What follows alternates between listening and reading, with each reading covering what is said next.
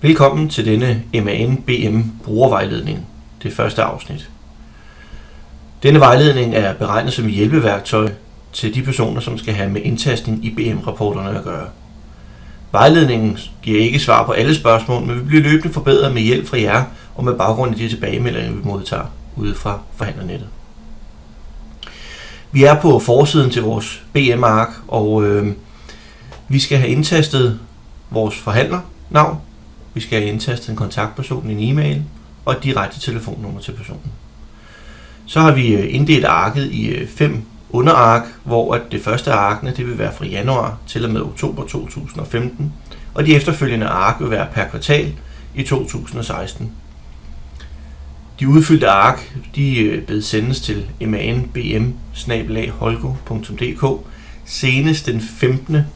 i hver afsluttet kvartal efterfølgende måned.